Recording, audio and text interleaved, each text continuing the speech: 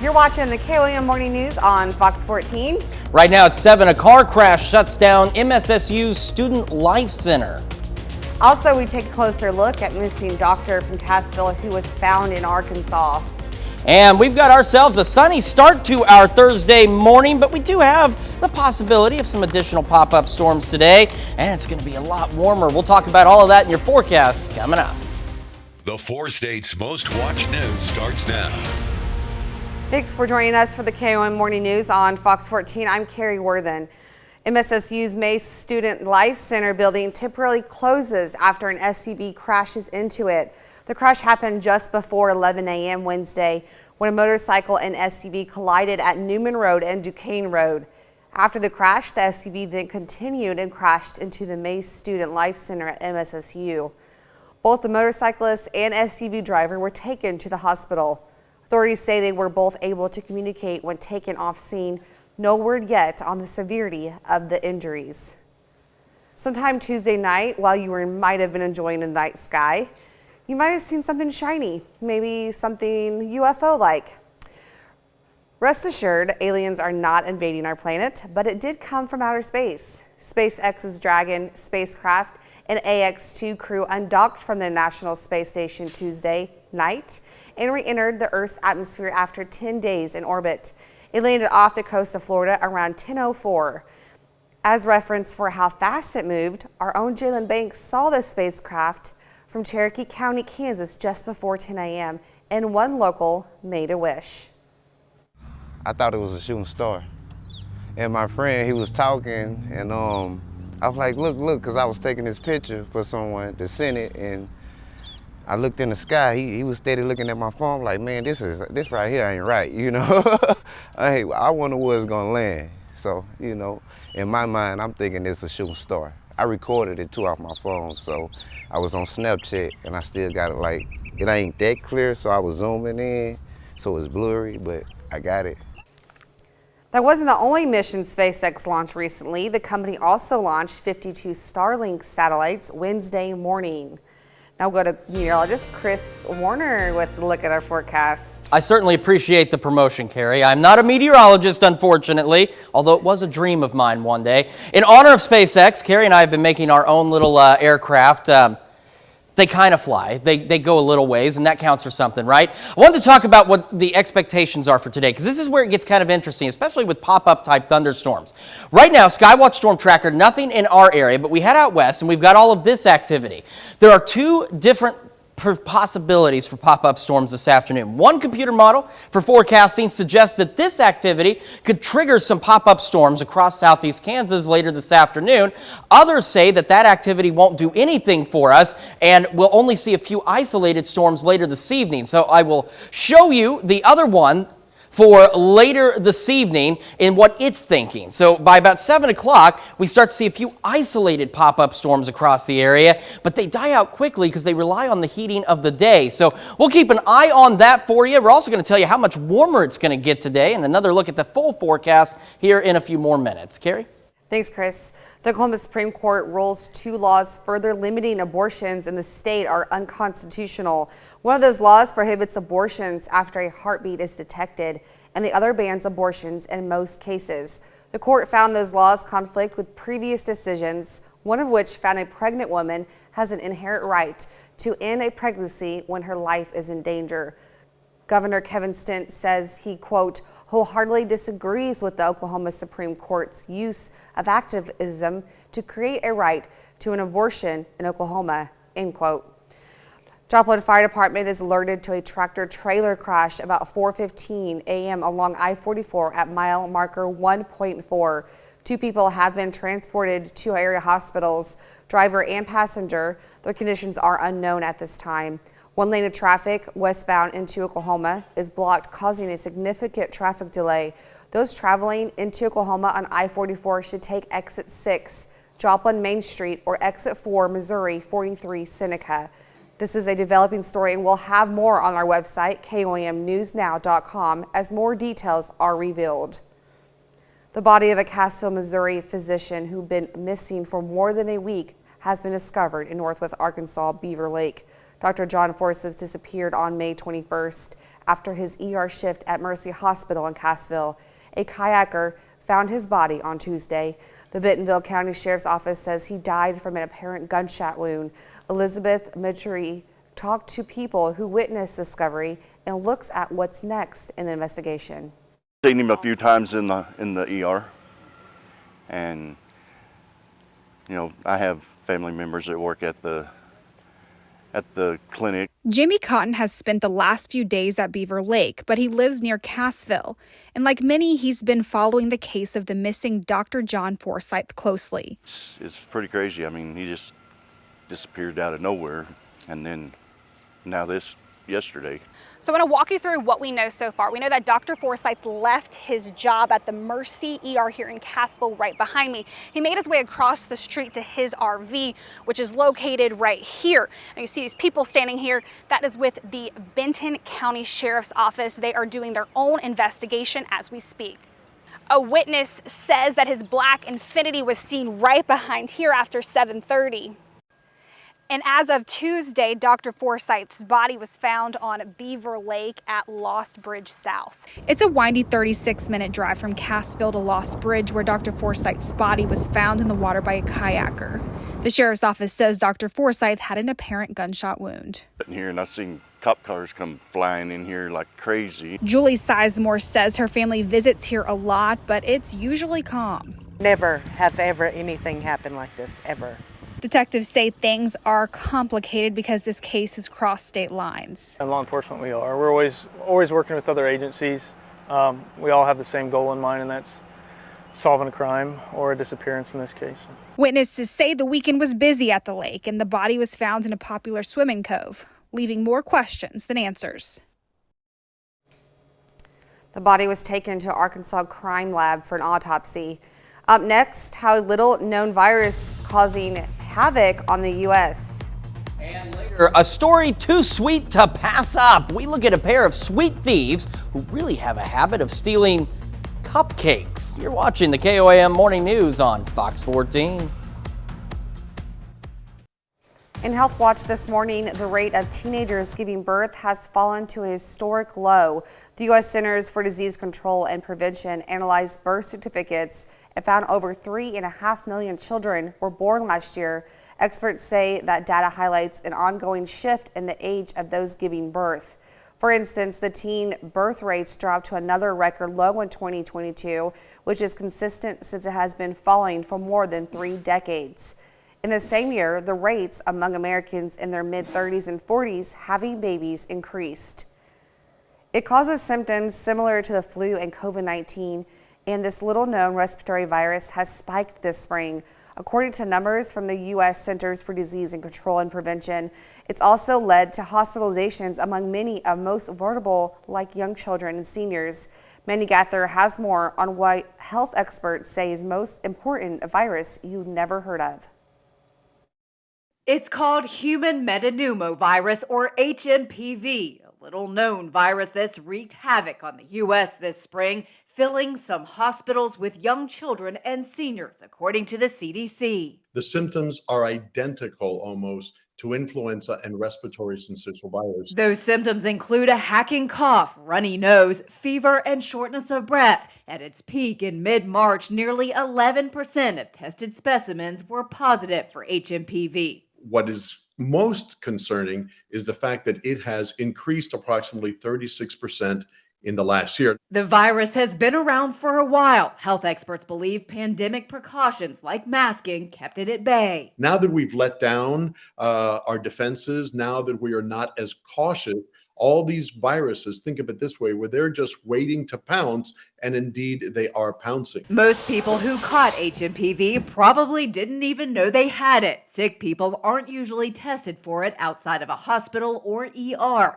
Unlike COVID-19 and the flu, there's no vaccine for HMPV or antiviral drugs to treat it. Instead, doctors care for seriously sick patients by tending to their symptoms. The best treatment is precaution and prevention. Health experts say that's why it's important to be aware of this virus, especially if those most vulnerable to it get sick. Monitor them. If they get sicker, for example, if they become short of breath, if their fever spikes up above 100 and 103 or 104, they need to go see a physician. Because testing for HMPV is really done outside hospitals, it's hard to know the true burden of the disease. Blood tests indicate that most children have had it by the age of 5. In 2020 study in Lance Global Health estimated that among children younger than 5, these were more than 14 million HMPV infections around the world in 2018, more than 600,000 hospitalizations, and more than 16,000 deaths. Well, we've got ourselves a couple of different possibilities when it comes to pop-up storms today. We'll talk about those in the forecast and just how warm it's going to get today when the KOAM Morning News returns. Welcome back to the KOAM Morning News, 7:15 now on this Thursday morning. So as I mentioned before the break, there's a couple of possibilities with our pop-up storms this morning. The computer forecast data is kind of bouncing around between these two ideas. The first one I can show you on the Skywatch Storm Tracker. So right now in our area, there's nothing. But if you look out to the west, we've got scattered thunderstorms out there around the Wichita area and points westward. Possibility number one is that these thunderstorms could trigger some development across parts of southeast Kansas later this afternoon, say around 3, 4 o'clock. If that happens, there'd be a few more of these scattered storms across the area. However, the thinking is, or at least the better agreement is that we're going to see a more isolated thunderstorm event, and it's going to be later this evening. So let's take a look later this evening on the other possibility. We go into 7 and we see a few of these isolated pop-up storms out there. Now, because these storms rely on the heating of the day and they're developing so late, they should fizzle out rather quickly across the area. But there's still that chance of a few scattered storms in southeast Kansas. So what we're going to have to do is it's just play a waiting game and see exactly which scenario unfolds. Now we head into tomorrow afternoon. We have additional pop-up storm chances by about 3 o'clock. And since they're starting early enough, we'll see a few more of these scattered thunderstorms across the area. And again, as we head into the evening, they lose their energy and they'll begin to die out. Right now, MoDOT camera, 32nd in range line, looking to the west. We got sunny skies, looks great. Same from the KDOT camera at 69 and 400. And there is the sun rising higher in the sky at our camera at 7th and range line. Sitting at 68 in Joplin right now. South-southeast breeze at 7. And temperatures around the region not looking too bad either. We got 67 Fort Scott, 68 Pittsburgh, 69 Chitopa, 68 Miami, and 67 in Neosho. We get our morning started. We're expecting sunny skies to hold on, so we warm up quick here and we make it into the lower 80s by late morning. Highs later today looking to be in the upper 80s, maybe near 90. Partly cloudy skies this afternoon. For those of us not getting storms, we're partly cloudy as we head into the evening as well. Temperatures mild again into the upper 60s. Better storm chances for us on Saturday, near 90. Pop-up storms through Tuesday. Temperatures in the mid-80s. Well, California court has paved the way for a former member of the infamous Manson family to be released from prison on parole. Leslie Van Houten, now in her 70s, was just 19 years old when she took part in one of the Manson family's grisly, mysterious murders, part of a murder spree that terrified Los Angeles and the country for months. Natasha Chen reports. Living with the acts of that night is difficult. 73-year-old Leslie Van Houten has been pleading for her release for decades. I know that what I did is inexcusable. Currently serving a life sentence, Van Houten was a member of the Charles Manson cult that terrorized Los Angeles in the summer of 1969. She's been found suitable for parole 5 times since 2016, but never freed because 2 governors have blocked her release. The most recent was last year. But now an appellate court ruling says Governor Gavin Newsom's decision, quote, amounts to unsupported intuition, fails to account for the decades of therapy, self-help programming, and reflection Van Houten has undergone in the past 50 years. If that decision stands, Van Houten could be the first defendant in the Charles Manson murders of August 1969 to be set free. She was a teenager and on drugs when she joined the Manson cult. I believed that he was Jesus Christ. Van Houten was not part of the group that killed 5 people, including actress Sharon Tate, who was then pregnant and married to director Roman Polanski. But the next night, she did participate in killing supermarket executive Lino LaBianca and his wife Rosemary, stabbing her 14 to 16 times and wiping suspects' fingerprints. They're making a decision to allow a murderer to come back into your neighborhood, my neighborhood. Last time they were in my neighborhood, they killed my family. Van Houten claims she was handed a knife by a fellow Manson follower who told her to, quote, do something. I'm very sorry for what happened. In the half-century since, she has been a model prisoner, serving on various councils and groups within the prison, getting a master's degree and mental health treatment. The appellate court's ruling puts her the closest she's ever been to freedom, but her fate now depends on the governor petitioning the state Supreme Court to review that decision. She just said, I just have to sit back and collect myself to think about this for a while. So it is a big change, but she's ready for the challenge. Van Houten is being processed for release and could be released in a matter of days. That's unless the governor petitions the state Supreme Court to review this case. And as of Wednesday afternoon, Governor Newsom's office says they don't have any updates on if or when that is happening. We'll be right back. Well, twin cupcake crime capers in neighboring countries have left two bakeries scratching their heads. The first committed by a bear in New England. The second, the conspicuous crook in Canada. Jeannie Moose has more on the sweet scandals. What does this Connecticut bear have in common with a half-baked burglar at a bakery in Vancouver? A sweet tooth for cupcakes. The guy was caught on surveillance cam kicking in the door of a bakery called Sweet Something. You know, it is a very Canadian break-in. He was really respectful. He toured the store, used the restroom, sat down for a rest, and then got a mop and a bucket and tried to clean up the mess he made, breaking the glass. How was he as a mopper? You know, he didn't do the best job. You can give him like an A for effort. This bear in Avon, Connecticut likewise gets an A for effort. She entered the garage at a bakery called Taste by Spellbound while a van inside was being loaded with goodies. How were you first alerted to the bear? By one of my employees making noises that I've never heard her make before. Owner Miriam Stevens and one of her employees did an end run around the building to see if the bear was gone, then turned tail at the sight of her. The bear dragged a container outside loaded with 60 cupcakes. I honestly think she ate the paper along with the cupcake. And she's just starving it down. 60 cupcakes for the bear. 6 chocolate champagne cupcakes were taken by the guy in Vancouver. He also used the store's cell phone to take several selfies wearing orange sunglasses. Are you going to press charges against the guy? We've asked the police not to. Do they really care about the 6 cupcake thief? Like, we're not upset about it. And nothing upset the bear until an employee drove towards her honking the horn. The bear was later caught in a barrel trap, then released a distance away.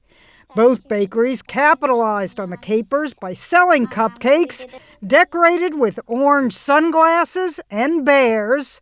Just think of the advertising potential. We dreamed up this ad. Can't bear to be without cupcakes? Forget Yelp. You'll yelp when you see who loves our cupcakes enough to eat 60 of them. The bear left her mess behind, but the guy cleaning up with a mop takes the cake, not to mention the 6 cupcakes. Jeannie Moose, CNN, New York. I gotta love that. You gotta There love was it. so much going on right there. I loved it. I love the guy too cleaning up his mess. Yes. You know, he's very courteous afterwards, and he took selfies on the store's cell phone. And the best part is they made light of it all. So. Yeah, they did, and I think that's the best part is the two bakeries had a great time with it and just decided to make the most of the situation. I agree with that. Well, we've got more of the KOAM Morning News right after this. The 4 states' most watched news starts now. Welcome back to the KOAM Morning News on Fox 14. It's currently 7:28. A Parsons, Kansas auctioneer is making a name for himself. Justin Dotson is heading down to Florida next week to compete in the World Livestock Auctioneer Championship. He and other auctioneers are getting together to not only compete, but to also engage, learn, and bring attention to agricultural and livestock from local level all the way up to national level. We have a big dinner that evening, and they crown the top 10 in the world. The top 10 actually come back and sell for a finals round, and then that evening they crown the reserve world champion, runner-up world champion, and of course the world champion. He'll be competing against some of the best auctioneers in the world and will try to get his first title as world champion. Dobson has been the runner-up before, but hopes that this year's victory will be his. If you're in the market for a house, the Crowder Technical Education Center may have the one for you. In a small sense, the trades program with the college has 2 tiny houses that'll go up for auction. An open house was held on Wednesday to showcase the houses. The houses are 12 by 24 feet and include a full kitchen, 3-quarter bath, 11 by 11 loft, sleeping quarters, a washer and dryer hookup, and more. It's a really amazing opportunity for promoting career pathways in the skilled trades and giving students those hands-on experiences to try it out. The online auction for the cabins began yesterday and runs through June 30th at noon. Minimum bid is $25,000 per cabin. You could find a link to the online auction on KOAMnewsnow.com. Well, we've got ourselves a pretty decent start to our day, sunny, and it's going to stay that way through the majority of our morning, which allows us to warm up quickly too. Low 80s by late morning. We're going to have a very warm day ahead of us. Highs upper 80s, maybe even some near 90 out there. We see a few more clouds by this afternoon, and we've got a couple of possibilities of maybe some pop-up storms this afternoon. Better chances of a few isolated storms this evening around the area. Otherwise, again, partly cloudy and mild. We're looking at upper 60s for lows. We continue to warm up near 90 Friday and Saturday. More pop-up storms tomorrow afternoon. Better chances of organized showers and thunderstorms on Saturday. Good news is no strong or severe storms expected at this time. Pop-up storms hold on through Tuesday. Temperatures staying in the mid-80s. Carrie? Thanks, Chris. A motorcycle crash can impact a biker for a lifetime. The road to recovery can be long, but KOAM's Amber Jenkins spoke to one biker who's not letting his recent crash stop his passion. A truck made a left turn in front of me and I had to lay my bike down to avoid hitting the truck, and pretty much don't remember anything after that. Danny Tanner was riding his motorcycle to Joplin when he collided with a truck. He tried to lay down his bike by hitting the brakes and changing the direction of the bike. He just made a left turn right in front of me. I really don't know anything after that. I hit my head and when I woke up, everybody was standing over me. That's all I remember. Tanner isn't just a biker, but is known to his community as Harley Santa. For 3 years, him and his wife hand out candy to kids on their bikes during the holiday season. Love to see the little kids' smiles, and even the adults. It brings out the kids and the adults.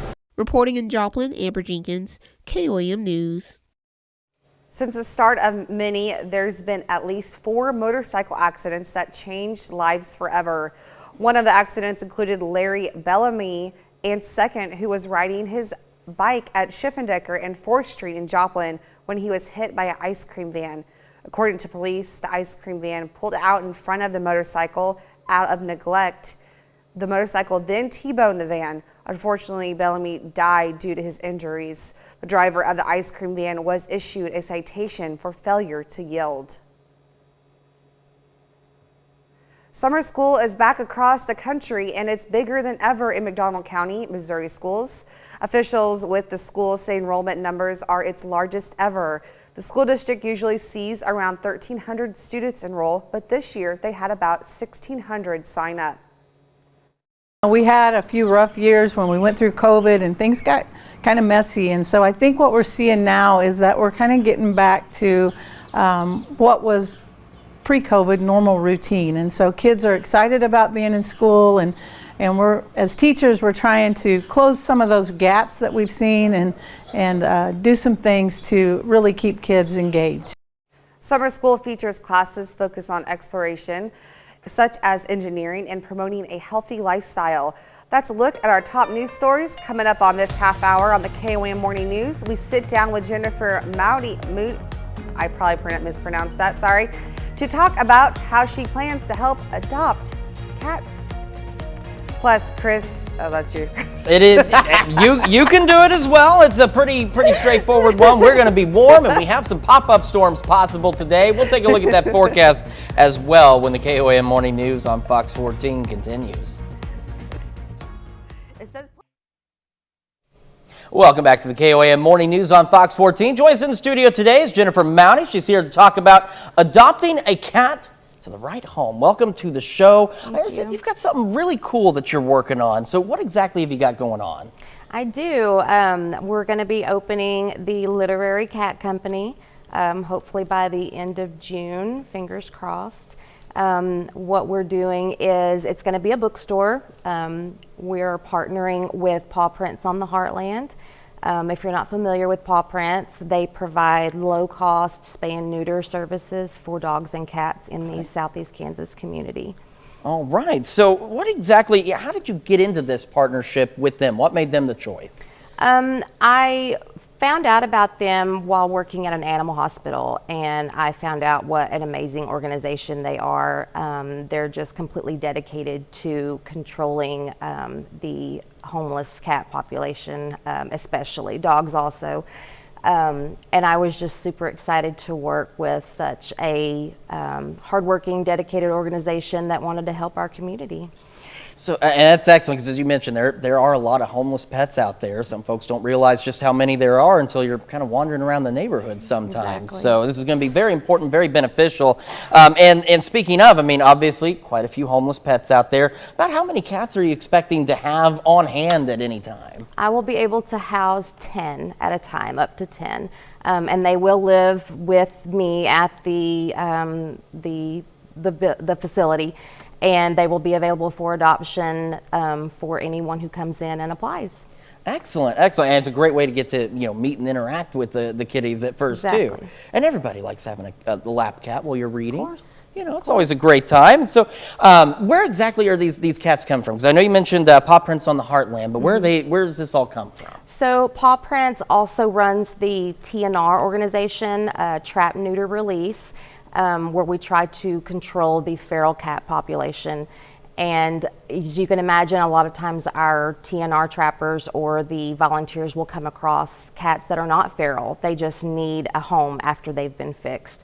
So that's how that's going to come around. Excellent, excellent. So you say you're wanting to open by the end of this month. If everything goes right, where are you going to be located? Where can people find you? 915 North Broadway in Pittsburgh, right next to the brand new corner patio. All right, so a great opportunity to be able to read, get a book, and maybe even bring home a new furry friend as well. So, well, thank you so much for coming in this morning. Really appreciate it. And of course, if for any reason you missed any of that, don't worry. We're going to have it on our website at KOAMnewsnow.com. We'll be right back after this.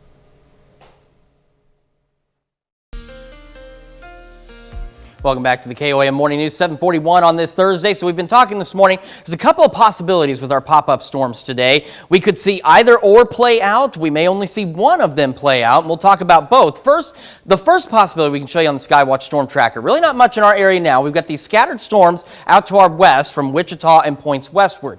Possibility number one is that these storms, as they kind of die out, set the stage for scattered thunderstorms this afternoon across parts of southeast Kansas later today. That's one possibility. The other possibility that could arise is storms developing late this evening and mainly on the Missouri side as pop-up storms. These would be much more isolated, and because they develop so late and they rely on daytime heating, they end up dying out pretty quickly. We could see either or. We may even see both. So we're just going to have to kind of wait and see exactly which scenario plays out today. One thing's for sure, though, is it's going to be warm. MoDOT camera 32nd range line showing us clear skies, plentiful sunshine, and same from the KDOT camera at 69 and 400. Our camera at 7th and range line also not a cloud in the sky, 68 degrees in Joplin, south-southeast breeze at about 7. Temperatures around the region warm, 69 in Iola, Fort Scott, 70 in Pittsburgh, Lamar, and 69 in Miami. As we get our morning started, since we're looking at these sunny skies, we warm up quicker, low 80s by late morning, which means we're going to be much warmer this afternoon. Partly cloudy skies and temperatures pushing upper 80s, maybe even near 90 for some of us out there. And then we've got that first possibility of some isolated storms, and then again this evening as well. And otherwise, partly cloudy this evening. Temperatures tonight mild again, back into the upper 60s across the area. That's a check of your forecast. We're going to turn it over to Carrie Worthen now for a check of Consumer Watch. In Consumer Watch this morning, one massive fund thinks Twitter has dropped in value since Elon Musk bought it in October. Fidelity's blue chip growth fund says its stake in Twitter is now worth $6.5 million. In October, it was worth $19.6 million. And Fidelity is right. That means the entire company is worth about $15 billion as opposed to the $44 billion when Musk came in. Of course, now that the company is no longer publicly traded, it's very difficult to know its actual value. Different elevators may come up with different numbers. Fidelity has not disclosed how it's arrived at its valuation. Amazon says it's discontinuing celebrity voice add-ons on its Alexa devices. They are of actors Melissa McCarthy and Samuel L. Jackson and of NBA legend Shaquille O'Neal. And they included features like Jackson swearing and McCarthy telling jokes. Celebrity voices had cost about $5 each, but the website now shows they are no longer available for purchase. It says current users can hear McCarthy's or Shaq until September, with Jackson's voice going away sooner. Amazon tells Variety customers can request refunds for previous purchases. No reason was given for the discontinuation. The growing crisis surrounding daycare affordability and access in the U.S. playing out at a Senate committee hearing Wednesday. Advocates urge lawmakers to take urgent action to help families struggling to find affordable options. And as lawmakers consider policy changes, what can parents do now to negotiate soaring child care costs? Jen Sullivan has 3 tips.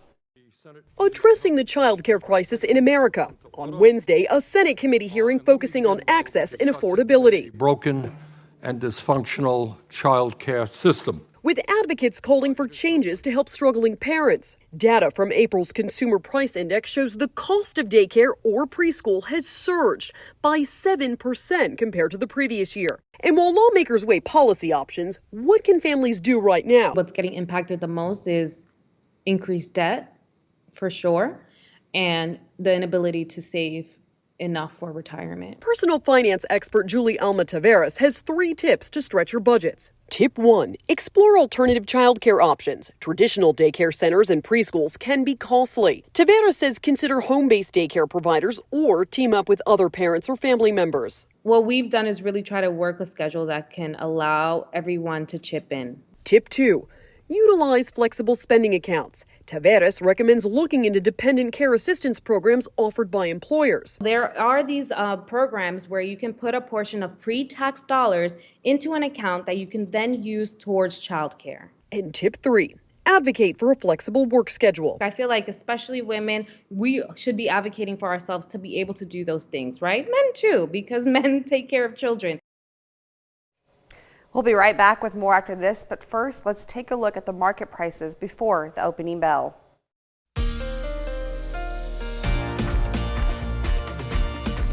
A California mother decided to write a children's book celebrating her Asian background after getting lunch shamed during her childhood. The book, the first of many, is going a long way to help kids to get a taste of other cultures and their food. Laurie Perez reports. What was your favorite lunch as a kid? So my favorite lunch as a kid and still today is peanut butter and jelly. It's a simple question. What'd you bring to lunch as a kid? I'm like the youngest of 5. I feel like no one paid attention to me. I probably got like a tuna sandwich or like a cream cheese. But for anyone who brought quote unquote ethnic food to the lunch table, as I did, it's a complicated and sometimes painful answer. Strange smelling Asian food that I was embarrassed to open up at school. That's exactly the kind of lunchbox food shaming young Karen Chan heard as a kid. Preserved duck eggs that are black, and they look wild. They look like a rotten egg, so I get it. The appearance is really crazy. But they were delicious and I loved eating them. But of course my friends were like, what is that? So when she grew up and had her own child, she decided to write about it in 2020, publishing What's That? The story of a little Asian American boy and an Indian American girl who build an unexpected bond over their quote unquote different lunches and different family backgrounds. I wanted the book to address how someone could really embrace their culture and be proud of what they eat. And I wish that is something that I had done. And I was like, wait, actually, this is a really cool, egg dish that we love to eat with congee and tofu, you know. The book was so well received, it led to a children's food guide on Korean food. And last week, her publishing company released 3 more on Indian, Filipino, and Vietnamese food, with explanations of dishes and fun facts, page by page, expanding palates and minds. You don't really have to be Asian American to sort of understand, you know, these issues or pain points or things that maybe some kids might be struggling with. I think it's a really universal concept that, you know, food is culture. That's very important to remember because, you know, you never know. And it's important to immerse yourself in other cultures as well. And I think trying new foods, especially different cultures, is important. And you never know, you may love them and, you know, try it and bring it. And I think it's great. Yeah, absolutely. Well, we've still got those pop-up thunderstorm chances today. We've been talking about this, and I wanted to recap it real quick. 2 possible scenarios with our thunderstorm chances today. Now, the first one I can show you with the Skywatch Storm Tracker, where we have option number 1 with pop-up storms today. Take a look out to our west. See all that activity out here, these thunderstorms around Wichita and points west? There's the possibility these could trigger some scattered thunderstorm development this afternoon across southeast Kansas. Possibility number 2 comes on the future track, which is expecting a more isolated thunderstorm event, say around 7 o'clock or so. It's because they're coming so late and they rely on daytime heating, they don't last very long. We could see one of those possibilities, we could see both of them, but it's a situation where we're just going to have to wait and see exactly what plays out. We'll have more scattered thunderstorms and pop-up storms tomorrow afternoon as well. And today, we're going to be very warm. Plentiful sunshine on the MoDOT camera at 32nd and Range Line, and from the KDOT camera at 69 and 400 just south of Pittsburgh. We've got beautiful skies out there, an area of cloud in the sky, 68 in Joplin, south-southeast breeze at 7. Temperatures around the region are warm, 71 Nevada, 70 Pittsburgh, 66 Parsons, 69 Chautauqua, Miami, and 67 in Neosho. And because we're going to see plentiful sunshine through our morning, we warm up a lot faster. We're going to make it into the low 80s by late morning, which means a warm afternoon as well. We'll have another final look at your forecast and the news you need to know right after this. To check out today's top headlines, the news you need to know before you head out the door. MSSU Mays Student Life Center building temporarily closes after an SUV crashes into it. The crash happened just before 11 a.m. Wednesday when a motorcycle and SUV collided at Newman and Duquesne Road. After the crash, the SUV then continued and crashed into the Mays Student Life Center at MSSU. Both motorcyclist and SUV driver were taken to the hospital. The Missouri Department of Conservation proposes a price hike for most fishing and hunting licenses. The proposal comes after 20 years of keeping the same prices. MDC officials say most residents' permit prices would increase by about $1, but non-resident prices would cost more. They say prices would still be affordable compared to other states and are needed to maintain programs and services. A Parsons, Kansas auctioneer is making a name for himself. Justin Dotson is headed down to Florida next week to compete in the World Livestock Auctioneer Championship. He and other auctioneers are getting together to not only compete, but to also engage, learn, and bring attention to agricultural and livestock from the local level all the way up to the national level. And summer school is back across the country, and it's bigger than ever in McDonald County, Missouri schools. Officials with the school say enrollment numbers are at its largest ever. The school district usually sees around 1,300 students enroll, but this year they've had about 1,600 sign up. We've got a very warm day ahead of us. Highs upper 80s, some of us near 90. Partly cloudy skies this afternoon. Could see some scattered thunderstorms in southeast Kansas. We'll keep an eye on that. Isolated storms possible on the Missouri side later this evening, and mild dropping back in the mid to upper 60s. We've got better storm chances on Saturday. Pop-up storms tomorrow near 90 Friday and Saturday. In the mid 80s and pop-up storms all the way through at least Tuesday. The first day of June brings an important reminder for us to do our part to help save our oceans. That's because Thursday is World Reef Awareness Day. Oceans cover 70% of the Earth's surface and produce more than half of the world's oxygen. In recent years, the world's reefs have been in decline due to coral bleaching. In Australia, the Great Barrier Reef has decreased by 40%. In the Florida Keys and the Caribbean, the decline is even worse, about 90%. World Reef Awareness Day reminds us that we can do what we can do to help. 2 simple changes involve using reef-safe sunscreen at the beach and eliminating single-use plastic from your lifestyle.